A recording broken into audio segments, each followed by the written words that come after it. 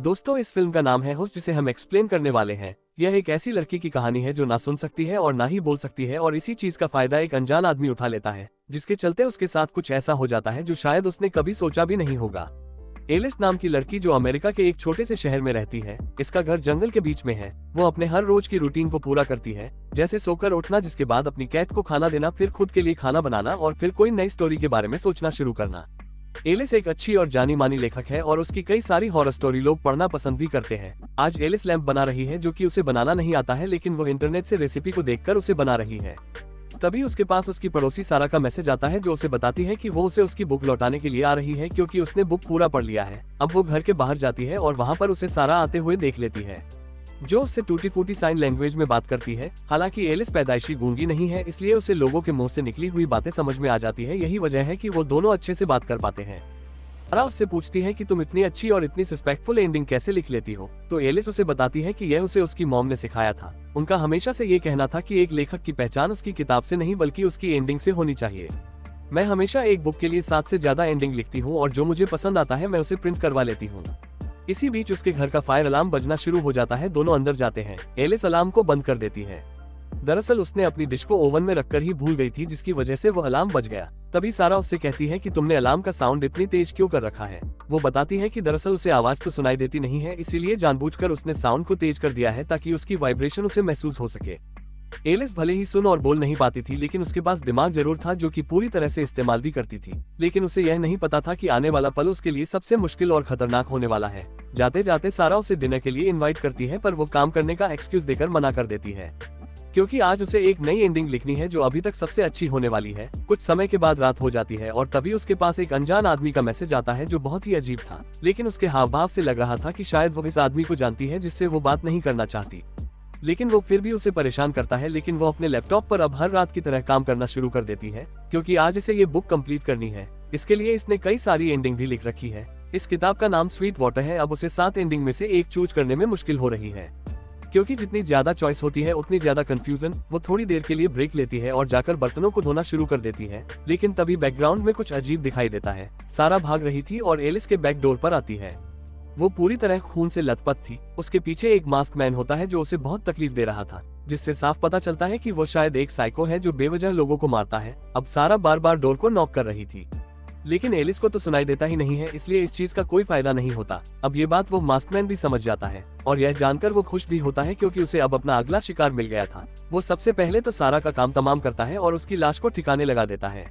वहीं अंदर एलिस को कुछ सुनाई नहीं दे रहा था, इसलिए वो नॉर्मल थी और बस अपने काम में लगी थी। उसे कुछ पता ही नहीं चलता कि बाहर हुआ क्या। थोड़ी देर बाद वो फिर जाकर अपनी बुक को कंटिन्यू करती है। तभी उसके पास उसकी सिस्टर मैक्स का कॉल आता है, जो उससे बुक के बारे में पूछती है। तो वो बताती है कि अभी वो एंडिंग पर काम कर रही है। तभी मैक्स को लगता है कि शायद इसके पीछे से कोई गुजारा है। वो एलिस को इस बारे में बताती है, और जब वो मुड़कर देखती है तो वहाँ पर कोई नहीं था।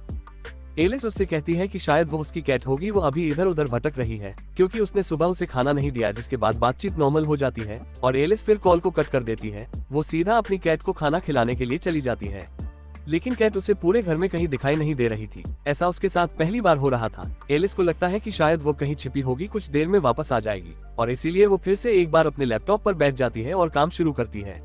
तभी उसके पास कुछ फोटोज आती है, जो कि उसी के फोन से खींची हुई थी, और कोई उसे उसी के लैपटॉप पर सेंड कर रहा था। ये फोटोज असल में लाइव थी, यानी कि अभी कोई उसके आसपास है, और ये देखकर वो हैरान हो जाती है। एलिस जल्दी से मेन डोर के पास जाती है, जहाँ पर वही मास्कमैन उसका फोन लेकर खड़ा हुआ था।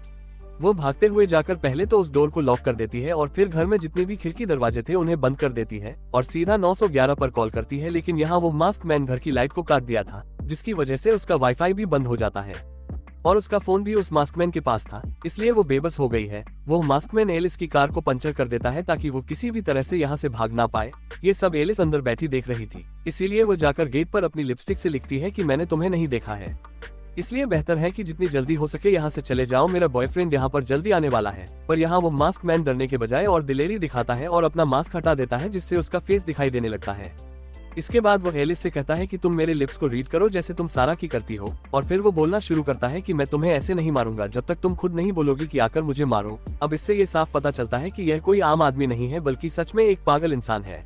अब एलिस बहुत डरने लगती है और भागकर अपने बेडरूम में छुप जाती है, लेकिन वो मास्क मैन वहीं खड़ा रहता है। उसे पता था कि अब वो डर चुकी है और इसीलिए अब कुछ ना कुछ गलती जरूर करेगी और उसी का फायदा वो उठाएगा। अब एलिस यहाँ से अपनी सेफ्टी के लिए एक हथौड़ा और एक चाकू उठा लेती है और बेडरूम में जाकर छुप जाती है जब तक कोई मदद ना आ जाए। लेकिन इसका घर जिस जगह पर है वहाँ से शायद ही कोई गुजरता होगा। बाहर मास्क मैन अपनी जगह से हिल तक नहीं रहा था। कुछ देर बीत जाने के बाद एलिस को विंडो पर किसी को नॉक करने की आवाज आती है। जब वो देखती है तो वहाँ पर वह सारा का हाथ दिखाई देता है, लेकिन तभी उसे सारा की लाश भी दिख जाती है। उसकी लाश को देखकर उसे एहसास होता है कि पूरी जिंदगी में आज पहली बार वो कमजोर और तरस महसूस कर रही है।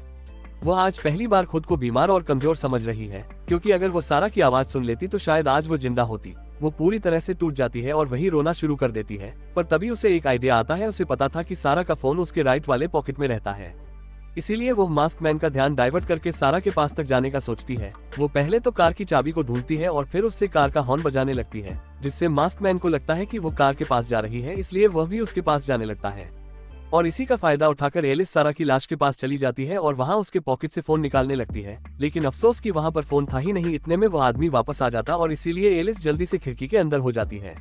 लेकिन वो मास्क मैन अभी अपना हाथ अंदर करने की कोशिश करता है और उसका हाथ फंस जाता है। इसी का फायदा उठाकर एलिस उसके हाथ पर वार करती है, जिससे कि वो घायल हो जाता है। मास्क मैन भी वही चीज महसूस करता है जो वो औरों को दिया करता था, यानी कि दर्द और तकलीफ। कुछ समय बाद फिर वो मास्क मैन फिर से विंडो के पास आता है और एलिस को और ज्यादा दुख पहुंचाने के लिए वो सारा का टूटा हुआ फोन और उसकी रिंग दिखाता है, जिससे एलिस और परेशान होने लगती है। लेकिन अब एलिस को कैसे भी करके यहाँ से बाहर निकलना होगा, इसीलिए वो धीरे से सीढ़ियों के नीचे वाले रास्ते से बाहर आती है और इस बार वो मास्कमैन उसे देख नहीं पाता। पर ऐसा ज्यादा देर तक हो नहीं पाता, क्योंकि मास्कमैन लड़की की भनक को महसूस कर लेता है और फिर वो अपने बो के एरो से उसे शूट करने लगता है, जिससे डरकर एलिस फिर से घर के अंदर चली जाती है और सबसे ऊपर वाले फ्लोर पर जाकर छुप जाती है। वहीं वो अनजान आदमी यहाँ से जाने का नाम ही नहीं ले रहा था।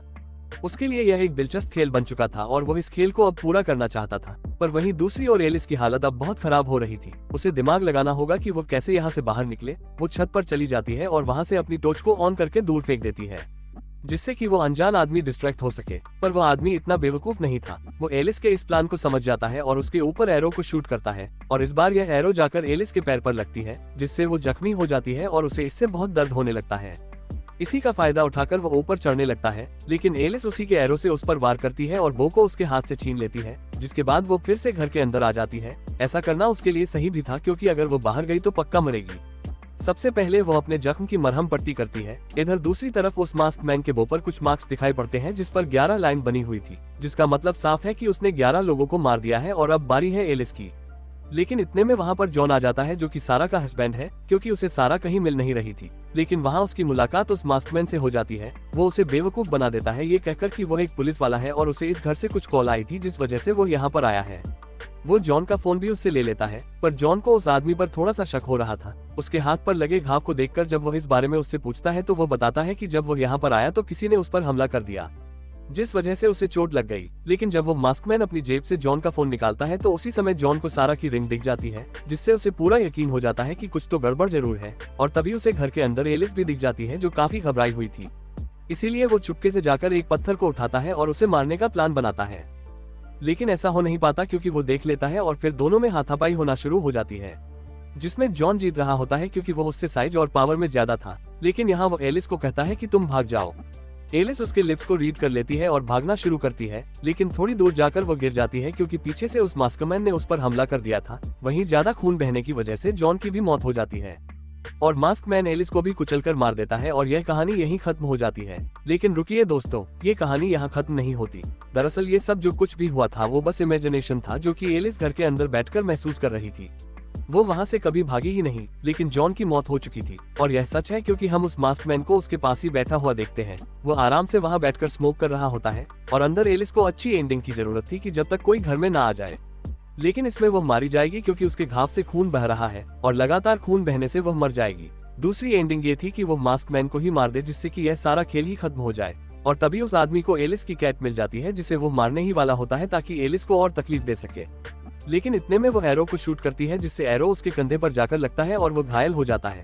अब इससे वो बहुत गुस्से में आ जाता है और विंडो की ओर आने लगता है। तभी एलिस बाहर पड़ी एरो को उठाने की कोशिश करती है, लेकिन इतने में वो विंडो को बंद कर देता है और इसमें एलिस का हाथ फंस जाता है, जिससे उसकी सारी उंगलियां टूट जाती है। ये सीन बहुत दर्दनाक होता है। एलिस को न जाने अचानक क्या हो जाता है, वो दरवाजे के पास खड़ी हो जाती है और उस मास्कमैन की आंखों में आंखें डालकर विंडो पर अपने खून से लिखती है कि अगर हिम्मत है तो मुझे मारकर दिखाओ डरपोक। अब ये बात उसकी ईगो को इतनी ज्यादा हर्ट कर देती है कि वो उस विंडो को तोड़ना शुरू कर देता है।